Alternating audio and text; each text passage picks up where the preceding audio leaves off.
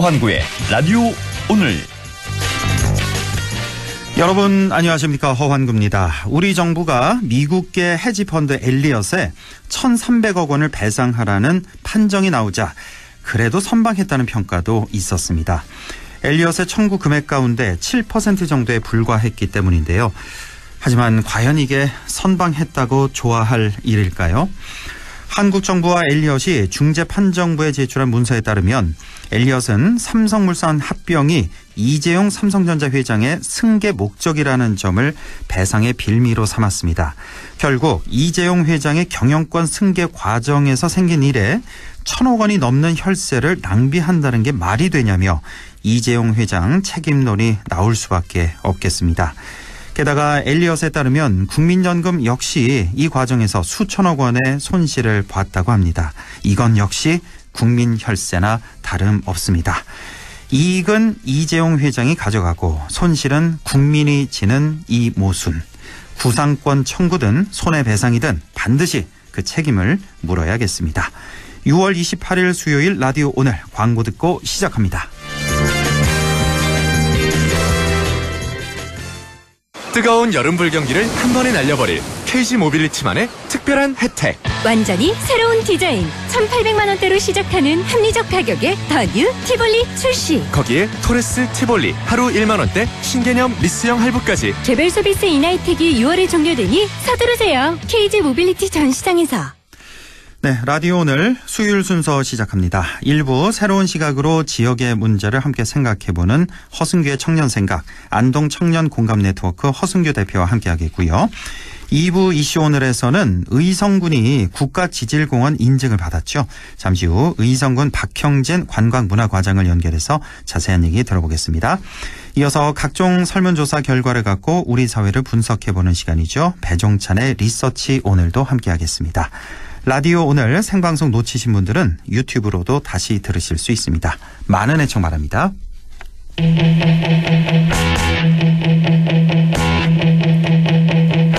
네, 허승규의 청년생각 시작합니다. 오늘도 안동 청년 공감 네트워크 허승규 대표와 함께합니다. 어서 오십시오. 네, 반갑습니다. 네, 자, 지난주에 국회의원 스스로 기득권을 내려놓는 선거제도 개혁을 위해서 이재명 대표, 김기현 대표 그리고 윤석열 대통령의 정치적 결단을 촉구해 주셨는데요.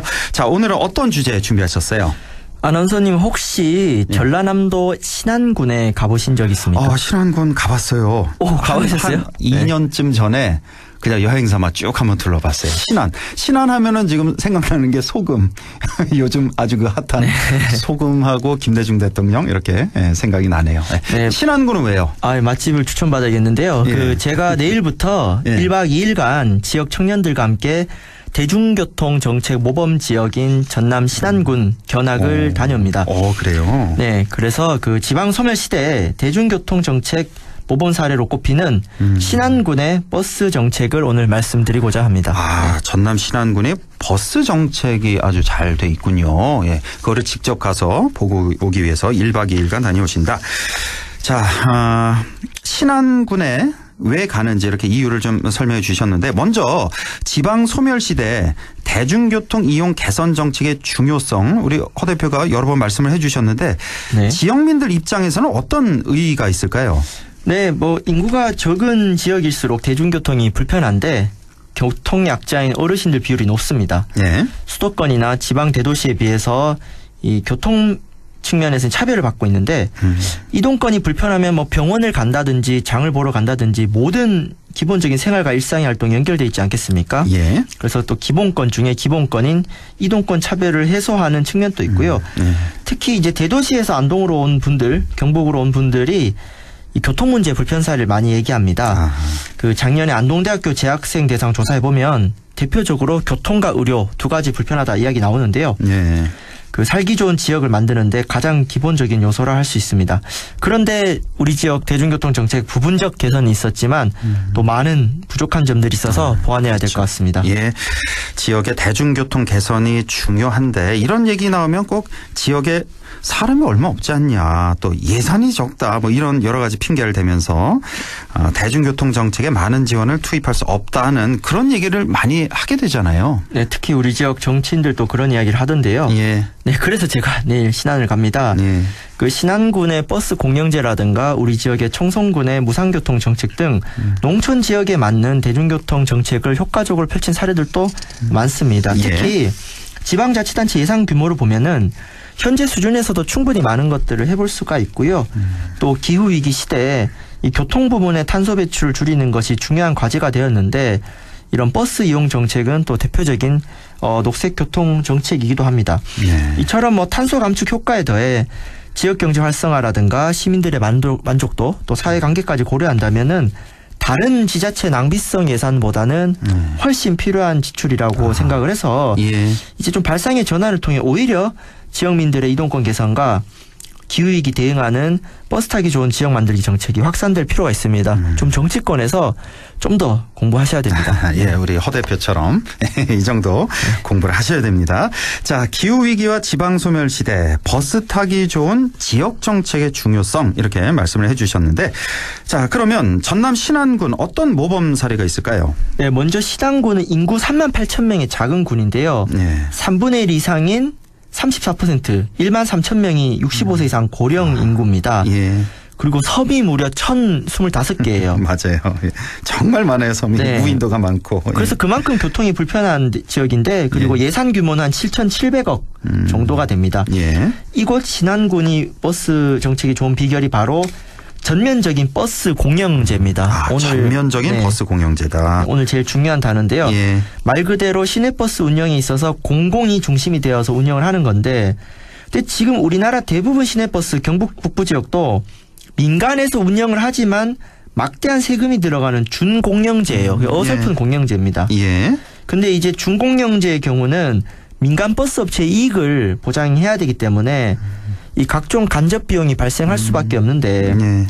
그러니까 어차피 세금도 많이 들어가는데 공영제로 해서 간접비도 줄이고 교통 불편을 획기적으로 개선하는 공영제가 지금 선진국에서 많은 사례가 있고요. 예. 이것을 대한민국에서 처음으로 신안군에서 시행했습니다. 네, 그렇군요.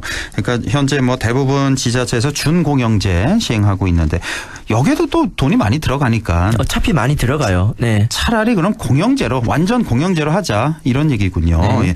자, 구체적으로 그럼 어떻게 시행이 됐습니까? 네, 신안은 14개 읍면별로 버스 업체가 하나씩 있었어요. 예. 그러니까 14개 버스 업체죠. 예. 그런데 이제 2006년부터 이 계획을 수립해서 2007년 신안군 임자도 일단 섬 하나 먼저 해봅니다. 예. 한 군데 버스 업체를 협상을 해가지고 공영제로 전환을 하고 2013년도까지 6, 7년 정도에 걸려서 대한민국 최초로 14개 읍면 전부 이제 공영제를 시행을 했고요. 예. 그래서 그 14개 업체 버스 22대를 뭐 영업 보상, 실직 보상, 인수비 포함해가지고 10억 원 이내 인수했고 버스 업체당 기사 한 명씩을 전원 고용 승계를 했습니다. 아, 그렇군요. 그러니까 14개 버스, 14개 업체 버스 22대. 그러니까 버스가 많지가 않았군요. 한 업체당 뭐 한두 대씩 이렇게 있는 예, 그런 상태. 그래서 아예 그냥 10억 원 투입해서 다 승계를 했다. 기사 한 명씩 이렇게 고용 승계를 한 신안군이 되겠고요. 자, 그러면 이렇게 전국 최초로 버스 공영제를 시행한 신안군인데 시행 이후에는 어떤 변화가 있었습니까? 네, 먼저 수치적 변화 말씀드리면요. 시행 전 33개 노선 운행 대수 22대였는데 네. 시행 후 무려 117개 노선 69대로 운행 대수가 늘어났고요. 이렇게 많이 확 늘었군요. 그렇죠. 예. 운전기사는 22명에서 83명으로 늘었고 운행 시간이 이제 저녁 6시까지였어요. 근데 예. 9시까지로 늘었습니다. 예. 횟수도 늘었고 특히 이용객이 19만 명 정도에서 현재 한 67만 명까지 늘었습니다. 그렇군요. 그럼 세상에 공짜가 없지 않습니까? 그럼 예산을 얼마나 늘렸냐 했을 때 2006년 당시가 5억 원인데 예. 지금 한 2021년도 기준 42억 정도인데요. 근데 이제 무상교통을 안 하다가 65세 이상과 청소년 대상 무상교통 정책 같이 했거든요. 그렇죠. 그 지원 비용인 4억을 빼고 또 이제 계산해 보면은 한 36억 정도 재정 지원이 되었고 원래 한 5억 정도 됐으니까 그거를 이제 삭감을 해야 되죠. 빼면, 예. 거기에다 물가 상승률까지 고려하면은 뭐 한 30억 정도 추가된 겁니다. 근데 이제 7,700억 물론 그때는 이제 더 예산이 적겠죠. 30억의 다양한 효능감을 고려한다면은 해볼 만한 정책이 아닌가 싶은 거죠. 그렇군요. 그러니까 이 완전 공영제 시행하기 전에는 이제 준공영제였을 테니까 그 당시 한 4, 5억 정도 들어갔다. 그러니까 지금 완전 공영제해서 실제로 더 투입된 금액이 한 30억 정도인데 지금 변화를 보니까 굉장히 많이 늘어났어요. 운행 대수, 뭐 그 운행 시간도 늘어났고 이용객도 굉장히 많이 늘었고 이런 걸 생각하면은 뭐 그렇게 아까운 돈이 아니다, 큰 돈이 아니다 이런 말씀이시죠. 그렇죠. 가성비가 그러니까 훨씬 좋을 수 있는 가성비가 거죠. 좋다. 예. 자, 그러면 이렇게 수치적인 측면 말씀을 해주셨는데 실제 주민들 반응은 어떻습니까? 네, 이렇게 하다 보니까 수익, 비수익 노선 구분 없이 이동권을 보장할 수 있어서 주민 만족도가 아주 높습니다. 예. 전국적으로 벤치마킹을 하고 있고요. 또 지역 상권 활성화 효과도 있죠. 외출이 편리해지니까. 그렇죠. 그래서 그 버스 한 대당 운송 원가를 계산해 보니까 한 7,600만 원으로 계산합니다. 버스 한 대당 운송 원가가 7,600만 원. 네, 이거를 이제 전체 투입 대비 계산을 해보니까요. 예. 그래서 좀 저비용, 고효율 교통 정책인데 여기에다가 지금 탄소 중립 효과가 안 들어간 겁니다. 이것까지 그렇죠. 환산하면 더 이제 효용이 높아지는 건데. 예. 근데 가장 중요한 것은 버스 운영 및 노선에 있어서 주민들의 목소리를 담을 수 있는 구조인데요. 바로 신안군 버스 공영제 운영 주체는 권역별 공영버스 운영 협의회라는 것이 큰 역할을 하고 있습니다. 아, 이런 협의회가 있군요. 권역별 공영버스 운영협의회. 예. 자, 그럼 여기는 뭐 어떤 일을 하게 됩니까? 이 운영협의회에서는? 네, 이게 민간 협의체인데요. 예. 협의회장이 주민이에요. 아, 주민이. 주민이고 예. 당연직 위원으로 읍면장이 들어있고 아. 간사가 6급 공무원입니다. 네, 군 단위에서 6급이면 낮은 급수가 아니죠. 예, 그렇죠. 예. 네, 그래서 이 신안 같은 경우는 14개 읍면이 각각 독립된 섬이니까 이 지역적 특색이 크지 않습니까? 그렇습니다. 그래서 지역별로 참여를 유도해서 노선, 시간, 횟수, 그 운수 종사자 채용 등을 이 협의회에서 결정하도록 조례를 제정하여 운영하고 있습니다. 예. 그러니까 이렇게 하니까 당연히 만족도가 높을 수밖에 없는 거죠. 그러니까 일반 읍면 주민들이 여기에서 목소리 내고 위원들로 참여를 해버리는 거죠. 예, 예. 이런 구조를 이렇게 제도화시키고 정례화시킨 지자체가 많지는 않습니다. 그렇군요. 그러니까 관이 주도하는 게 아니라 그러니까 민간 그 주민이 주인이 되는 거군요. 네. 민간 주도로 이렇게 운영하는 운영협의회를 두었다.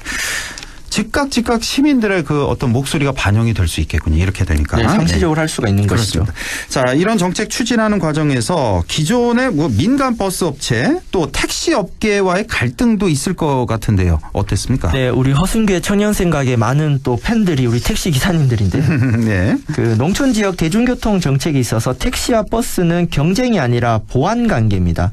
왜냐하면 아무리 버스가 편리해도 신안군처럼 섬이 워낙 많으면은 사각지대가 생기거든요. 네. 그래서 신안군은 또 택시 업계 분들을 고려해서 마을 택시 쿠폰제와 택시 감차 지원 정책을 병행했습니다. 일명 100원 택시라고 하죠. 네, 예. 뭐 안동에도 행복 택시가 있는데 안동보다 더 쿠폰도 많이 줘요.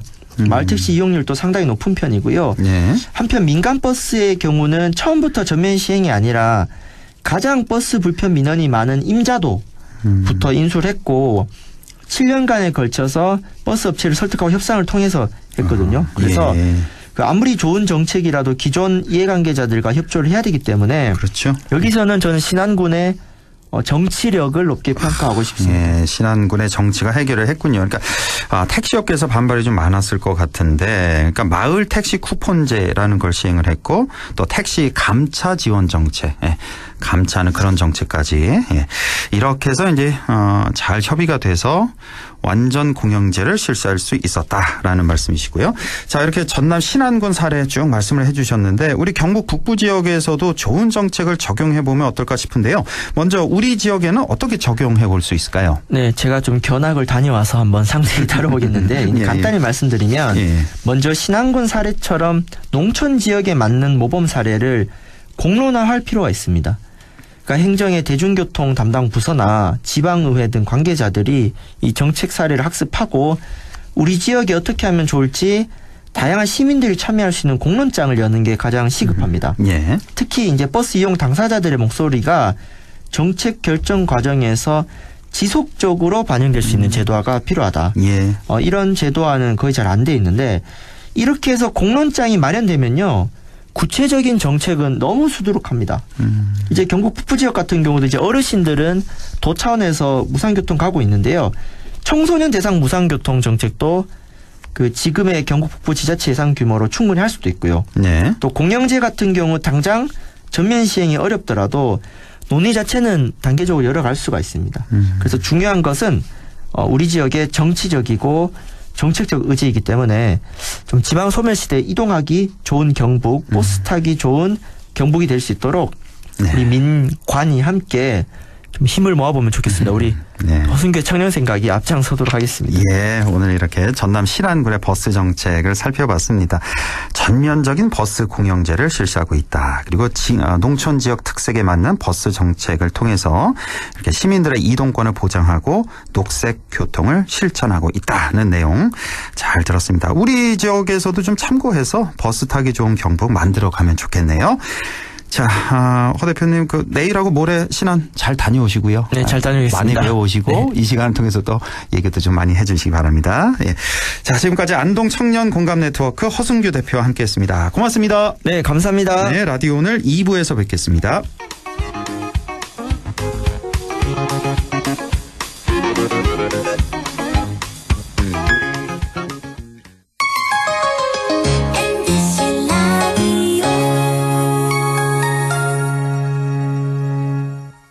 가구 살 땐 꼭 한번 가보자.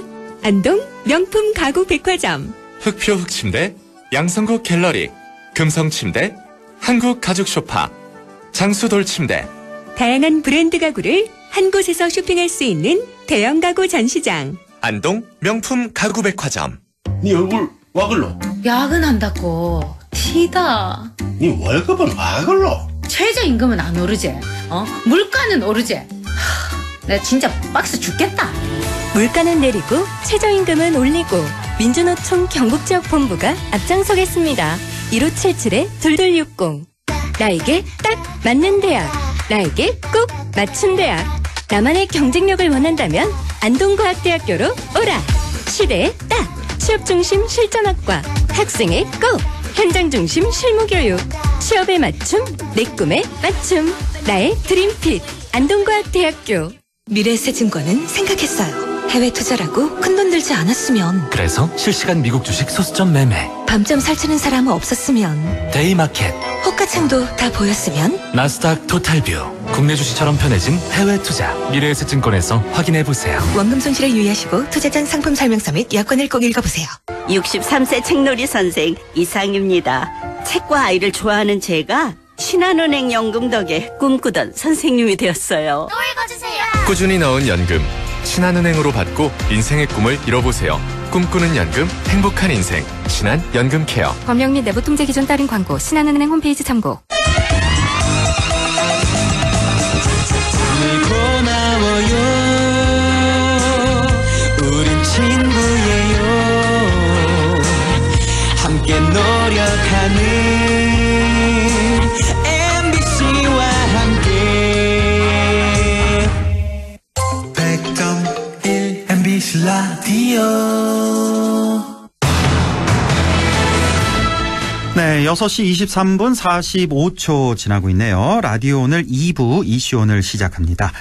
지난 21일이었죠. 의성군이 경상북도에서는 4번째, 우리나라 전체에서는 15번째로 국가지질공원으로 인증됐습니다. 자, 의성군 박형진 관광문화과장을 연결해서 자세한 얘기 들어보겠습니다. 박형진 과장님 안녕하십니까?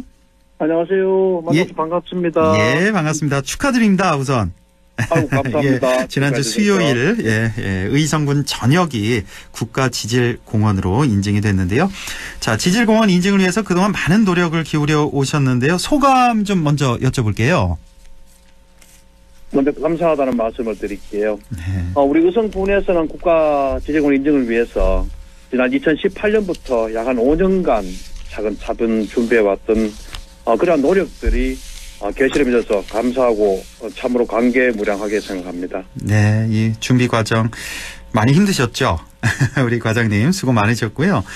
의성이 이렇게 국가지질공원으로 지정된 데는 어떤 특징이 그 가치를 인정받았기 때문일까요? 네. 의성은 독특한 과학적 중요성을 지닌 지질 현장인 것 같습니다. 가장 그 특징은 중생대 백악기 동안에 현재 경상남북도 일대에 있었던 한반도에서 가장 큰 호수의 중심지였죠. 지질학자들은 이 호수를 보고 경상적 태적분지라고 합니다. 그래서 이 태적분지는 경남에 있는 밀양과 우리 의성과 북부 쪽에 올라가는 영양소분지로 나누어지는데요. 의성에 현재 남아있는 백악기, 태적암과 하산암들이 동서로 길게 뻗어 있어서 지리학적으로 매우 가치가 높다고 할 수 있겠습니다. 그것 때문에 아마 인정을 받은 것 같습니다. 그렇습니까? 이 얘기는 오늘 처음 듣는데 그 의성이 그러니까 한반도에서 가장 큰 호수의 중심이었다고요? 지난 중생대 백악기 동안에. 그렇군요. 그래서 이 호수를 경상퇴적 분지라고도 했다라는 말씀이시고, 자, 잘 모르시는 분들을 위해서 국가지질공원에 대해서 좀 더 알려주시면 좋을 것 같아요. 이 국가지질공원이 무엇인지요? 네. 현재 국가지질공원은 자연공원에 속합니다. 지구 과학적으로 경관이 우수한 지역으로서 이런 것들 보존하고 또 교육하고 관광 산업으로 활용하기 위해서 환경부 장관님께서 직접 인증한 공원을 말하는데요. 현재 우리나라에는 국가지질공원이 의성이 15번째 든 것과 같이 15개로 분포되어 있습니다. 네. 그렇게요. 15곳이 있다. 전국적으로. 그러니까 왜 유명한 곳, 우리가 알고 있는 제주도, 울릉도, 독도, 이런 데 다 국가지질공원이겠죠, 당연히? 그렇죠. 그렇죠. 맞습니다. 예. 국가지질공원이고, 가까운 청송도 이미 국가지질공원에 속해 있는 거고, 이번에 이제 의성이 여기에 포함이 된 겁니다. 자, 국가지질공원으로 지정이 되면, 어떤 혜택과 지원을 누릴 수 있을까요? 우선적으로 지질 명소를 활용해서 그 주변을 또 활용할 가치가 있다고 판단되기 때문에 저희들은 우선 관광지로 탈바꿈함으로써 요즘 이슈가 되는 생활인구나 또 관계인구가 아마 확대될 것으로 사료되고요. 이것은 결국은 지역의 관광 자원하고 연결될 것 같습니다. 또 인구 유입을 통해서 우선군이 크게 발전할 수 있는 계기가 될 것 같고 또 무엇보다 소중한 자연유산인 국가 지질인증공원을 활용해서 유지, 보수를 하고 나아가서 국도비 예산을 확보할 것 같습니다. 국도비 예산을 또 확보해서 사업에 어떤 가변을 깨할 수 있는 좋은 기회가 될 것 같습니다. 그렇군요. 예, 국도비 예산 일부 지원받을 수 있고 이게 또 이제 지역 경제 발전에도 또 영향을 끼칠 거고요. 예. 자, 그 밖에도 국가지질공원 지정으로 인한 기대 효과가 클 것 같은데요. 어떻게 전망하십니까? 먼저 의성이 국가지질공원으로 인정되었으니까 의성 국민들한테 무엇보다 큰 자긍심과 애양심이 있을 것 같고요. 더불어서 지역 파트너인 지역 그리고 마을, 업체 협력해서 교육과 또 관광 프로그램을 함께 운영함으로써 지역민들이 같이 참여할 수 있다는 그런 어떤 유대감을 형성할 수 있을 것 같고 나아가서 앞서 말씀드린 것 같이 경제적 이익과 또 인구 소멸 위기에 와 있는 의성군에서는 큰 인구 유입될 것으로 기대됩니다. 또한 또 앞으로 의성에 들어설 대구 경북 통합시공항을 중심으로 의성이 가지고 있는 관광 자원과 더불어서 의성 국가지질공원이 한 축으로 업그레이드 될 것으로 기대하고 있습니다. 그렇군요.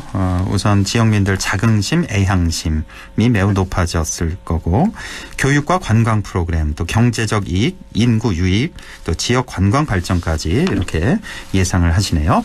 자, 의성에는 지질 명소가 참 많다고 알고 있어요. 의성군의 지질 명소 어떤 곳이 있을까요? 국가지질공원으로 인정된 것과 같이 의성군 전 지역이 1174km제곱미터입니다. 그 전체가 의성군 지질공원으로 인정되었다고 볼 수 있겠는데요. 그중에서 의성군에서는 12개소가 이번에 등록이 되었습니다. 짧게 말씀드리면 하천의 침수작용으로 인해서 만들어진 의성 최대의 쌀 생산지죠. 경북의 3대 평야인 안개 분지가 있고요. 또 공룡 발자국으로 화석산지로는 국내 최초로 천연 구연물이 진정된 저오리 공룡 발자국. 제오리 공룡 발자국. 인근에 있는 아기 초식 공룡인 만천리의 아기 공룡 발자국이 있습니다. 더불어서 밀양골에 있는 것과 같이 의성에도 여름 되면 지금 한여름에 다가왔는데 여름이 되면 시원한 바람이 나오는 계곡으로 형성된 빙계곡이겠죠. 예. 그리고 무엇보다 중요한 저들이 이렇게 자랑스럽게 여기는 거는 7천만 년 전에 만들어진 거대한 칼데라 지역인 우리 의성군의 명산인 금성산이 있습니다. 예, 칼데라 지역인 금성산. 그러니까 모두 의성에는 지질명소 12곳이 등록이 된 거군요, 이번에. 그래서 뭐 대표적으로 안개분지, 제오리 공룡 발자국, 또 빙계계곡, 금성산 등등을 이렇게 소개를 해 주셨습니다. 네. 빙계계곡 저는 여름마다 좀 가는 편이에요, 매년. 갈 때마다 신기하더라고요. 저는 어떻게 이렇게 찬바람이 나올 수가 있는지. 네. 가고 싶네요, 오늘 같은 날씨에. 언제든지 오세요. 환영합니다. 예. 자, 국가지질공원 지정으로 이제 앞으로 더 많은 관광객이 의성을 찾으실 것 같은데요. 국가지질공원 지정에 발맞춘 관광 사업도 지금 진행 중이시라고요. 네. 우리 의성군에서는 국가지질공원 관광 및 안전시설물을 좀 이렇게 확대하고 또 보수하고 있습니다. 더불어서 관광 프로그램 개발과 홍보 사업에도 지금 적극 진행 중이라는 말씀을 드리고요. 예. 모두 올 하반기에 세계 유교문화 특별을 활용해서 먼저 국가지질 인증 기념 콘서트를 한번 열어보고 또 나아가서 다큐멘터리를 한번 제작해보고자 합니다. 그래서 이후에 지역 방송 플러스 전국 방송에 홍보할 준비를 하고 있고요.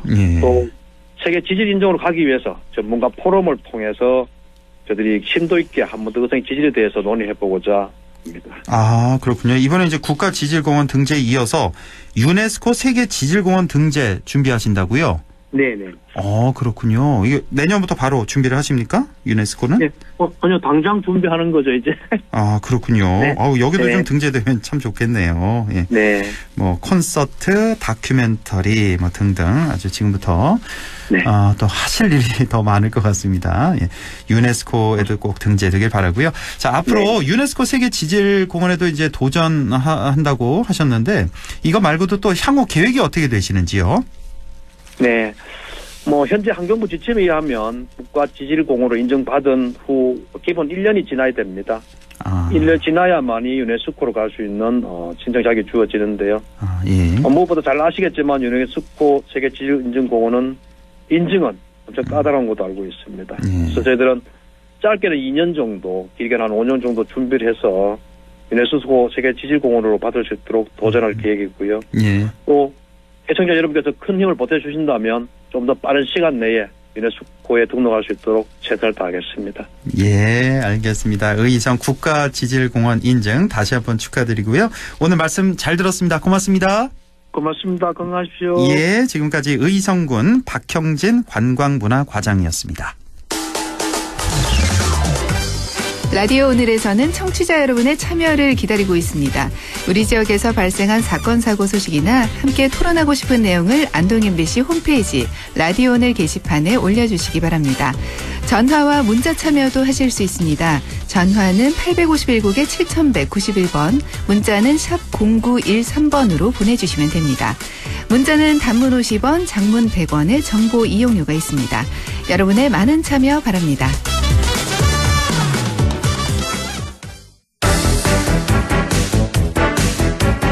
네, 리서치 오늘 시작합니다. 인사이트 K 배종찬 소장과 함께하죠. 소장님 안녕하십니까?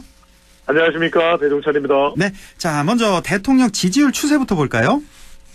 네, 가장 최근 조사 결과입니다. 오늘 소개드리는 모든 조사는 중앙선거론조사 심의위원회 홈페이지에서 확인 가능합니다. 2주 간격으로 실시하고 있는 조사인데 뉴시스가 국민 리서치 그룹 에이스 리서치에 연결해서 25일, 26일 실시한 조사입니다. 윤석열 대통령 국정 수행에 대한 평가를 물어봤는데 잘하고 있다는 긍정평가 42.8%로 2주 전 조사보다는 1.9%포인트가 올라갔습니다. 예. 잘못한다는 부정평가는 55.6%로 2주 전 비교해보면 1.5%포인트가 하락했습니다. 네. 긍정 42.8, 부정 55.6으로 긍정 평가가 좀 올라간 이런 수치군요. 자, 뭐 여러 가지 요인이 있겠습니다만 왜 이렇게 대통령 추세가 지지율이 올라갔다고 보십니까? 그렇습니다. 25일, 26일이니까 다른 것보다는 지난주에 있었던 윤석열 대통령의 이 해외 순방 호재와 악재가 다 있었거든요. 수능 관련된 부분도 있었고. 근데 대체적으로 수능이나 후쿠시마 오염수는 부정적인 부담을 주는 이슈임에는 분명합니다. 하지만 대체적으로 진영 간 대결 구도의 구조 속에 프레임 속에 놓여 있는 상황이라면 중간지대 유권자들은 그래도 해외에서 대통령이 게 상당히 또 많이 보도가 됐고 또 언론에서 전달이 됐기 때문에 이 부분에 더 주목하게 되거든요. 그런 주목도의 영향이라면 해외 순방이 국민들에게 또 응답 조사에 응한 응답자들에게 더 많은 주목도 또 관심도 이런 부분들이 대체로 긍정적인 영향을 준 것으로 보입니다. 조사 결과의 구체적인 부분을 보더라도 대전, 충청, 세종, 강원 대체적으로 좀 지역적으로도 중간지대적 성격이 강한 지역에서 윤석열 대통령의 지지율이 12.3%포인트 직전 조사보다는 더 올라갔고 반면에 대구 경북에서는 경북이니까 우리 안동 지역도 포함이 되죠. 대구 경북 지역에서는 윤석열 대통령의 긍정평가가 10.1%포인트 내려간 결과로 나타났습니다. 그렇습니까? 또 의외네요. 그것도 또. 그러니까 지난주 보면은 엑스포 유치, 그게 벌써 지난주인가요? 되게 오래된 일 같은데, 그 프랑스랑 베트남 방문했잖아요, 순방. 그렇습니다. 그게 지난주였군요. 맞습니다. 20일부터 24일까지가 일정이어서. 몇 주 된 것 같은데. 프랭크께서 말씀하시는 대로 요즘에는 하루하루가 마치 이전 시간으로 환산하면 한 달 한 분기 정도의 시간 흐름이 있는 거 아닌가 그런 생각이 들죠. 정말 그만큼 이슈가 계속해서 터져나와서 그래요. 이슈에 이슈를 덮고 계속해서. 자, 가장 큰 이슈 역시 그 수능 관련, 교육부 수능 관련 이슈가 될 텐데 혹시 이 수능 대응에 대한 여론 반응도 뭐 나온 게 있나요?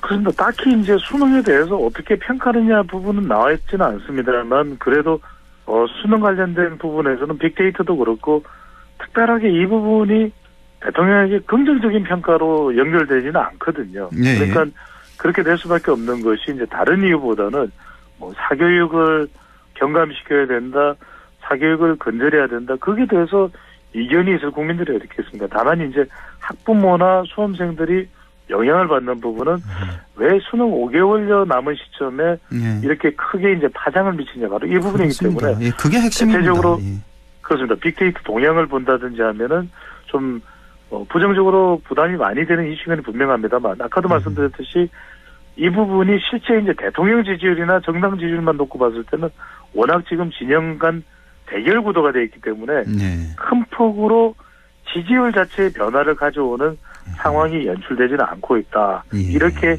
해석을 해봅니다.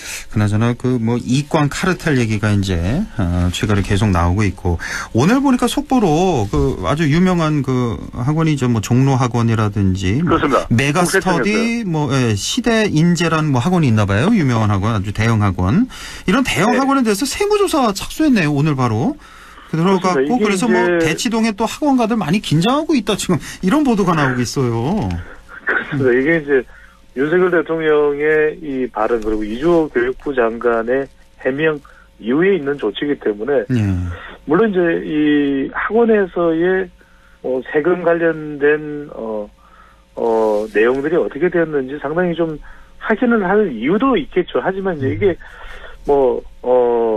오얏 나무 밑에서 각근을 매지 말라. 까마귀 날자 뭐 배 떨어진다는 식으로 마치 이제 이게 최근에 어떤 정부의 이 수능 관련 공정 수능에 대한 윤석열 대통령이 강조한 이 발언 때문에 오히려 사교육 기관인 학원들을 좀 철저하게 좀 압박을 가하는 사안이 아닌가. 그러니까요. 이렇게 인식될 수도 있는데 그것과 또 무관하다고 보기엔 좀 상당히 어렵지 않겠습니까? 시점상 이렇게 전개되는 상황을 보면.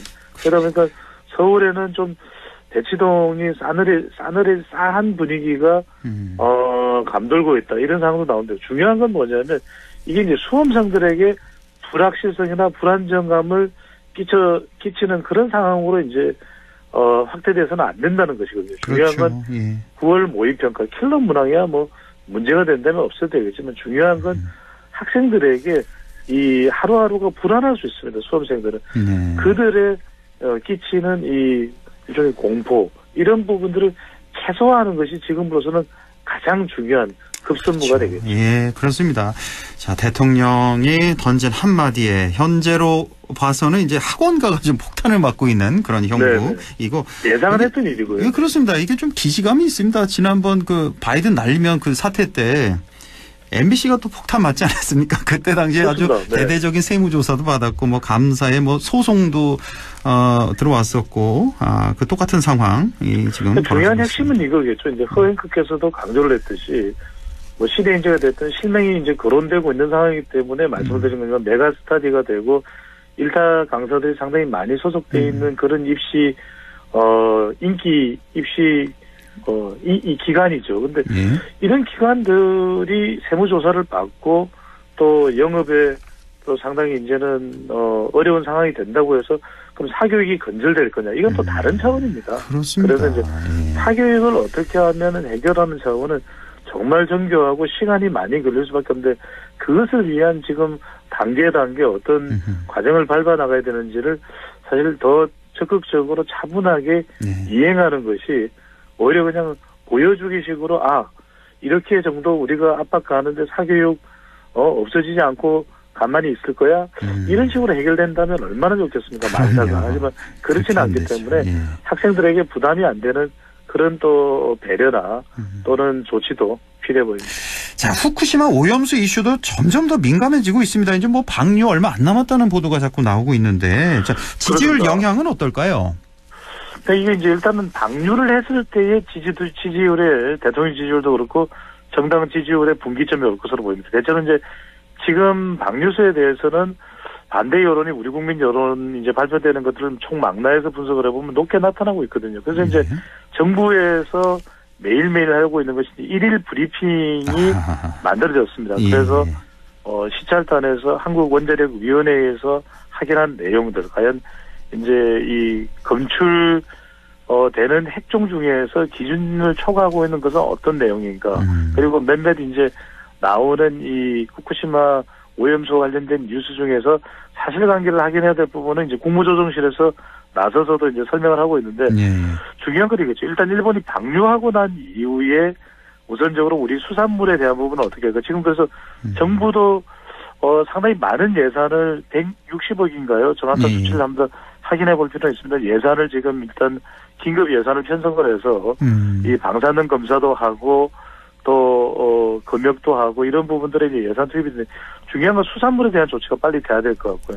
그 다음에는 과연 방류가 시작되고 난 이후에 다른 주변 국가들과 일본에 대해서 어떤 대응 태도를 가질 것이냐 이런 부분에 대한 내용들이 좀 긴밀하게 또 대응책이 또 마련되어야 할 것으로 보입니다. 사실 뭐 100억 원이 넘는 긴급 예산을 투입했다는 그런 소식인데 이게 그 방사능 수치 검사 비용 아니겠습니까? 그러니까 그렇습니다. 이 방류가 없었으면 안 써도 될 돈이다. 이런 비판적인 시각도 많고 또 아주 큰 타격이 뭐 불보듯 뻔한 우리 어민들 피해는 어떻게 할 것이냐. 이것도 참 큰 문제가 될 것 같습니다. 그래서 제가 아까 말씀드렸던 대로 이 100억 원이 넘는 긴급 편성된 예산의 상당 부분이 이제 어민들에게 수산물 쪽으로 이제 편성이 됐고 해양수산부 예산이 그래서 가장 많습니다. 이 실제 방사능 검사는 예산보다도 그렇다면 중요한 것은 일본이 우리 국민들의 우려와 일본 내에 또 수산 어민들의 여론을 또 쫓아서 방류를 안 하면 좋겠지만 그렇지는 않은 분위기입니다. 지금 해저 터널도 완공이 됐고 관련된 여론을 보면 일본 내에서의 전체 국민들의 여론은 또 방류 찬성에 대한 것이 지난달에 요미우리 신문도 그렇고 높게 나타나고 있거든요. 그렇죠. 그런 상황이기 때문에 기시다 후미오 총리는 일본 내의 원자력 규제위원회 그리고 국제원자력기구의 보고를 받은 그로시 총장으로부터 받고 난 이후에는 지금 방류 착수할 가능성이 상당히 높습니다. 그래서 저는 방류를 막는 거는 현실적으로 굉장히 어려워졌다. 그렇다면 방류 이후에 우리 정부가 수산물도 그렇고 어떤 대응 그리고 지금 해안가 주변뿐만 아니라 전체 국민들의 이 심리적 불안감이 있거든요. 과학적 검증도 중요합니다. 우리가 사드 때도 그랬고 강호병 때도 그랬습니다만 지금은 이제 심리적 불안이거든요. 그렇죠. 이 심리적 불안을 어떻게 좀 누그러뜨릴 수 있느냐. 이 부분에 대해서 여야가 좀 맞대고 정부도 참여해서 대책을 마련하는 것이 가장 중요하고 핵심적이라고 봐야 되겠죠. 자, 이 오염수 이슈는 계속될 것 같고요, 앞으로도. 자, 정당 지지율 추세를 좀 오랜만에 좀 볼까요? 그렇습니다. 앞서 말씀드렸던 뉴시스 여론조사인데 예. 국민의힘과 민주당 모두 2주 전 직전 조사보다는 지지율이 더 올라갔습니다. 국민의힘은 38.8%, 예. 직전 조사보다는 2.9%포인트가 올라갔고요. 예. 민주당은 39.6입니다. 국민의힘은 38.8, 민주당은 39.6. 민주당도 2주 전과 비교를 해보면 2.3%포인트 상승을 했다. 어허. 그래서 아까도 제가 말씀드렸지만 지금 후쿠시마와 그리고 이 수능 관련해서는 상당히 좀 이념적으로 첨예하게 부딪히는 그런 현상도 있습니다. 그러다 보니까 이게 이제 지지율에는 또 깊숙이 속 깊숙이 크게 영향을 주지는 못하는 상태인데 과연 앞으로 이것 자체가 이제 중간지대에 있는 유권자들의 이 분기점이 있습니다. 첫 번째 분기점은 수능의 경우에는 9월 모의평가. 네. 그리고 후쿠시마 오염수의 경우에는 일단 방류가 착수됐을 때의 국민 여론. 이 부분이 상당히 정당 지지율에까지도 영향을 줄 수 있는 중요한 분기점, 분수령이 될 것으로 보입니다. 그렇군요. 예.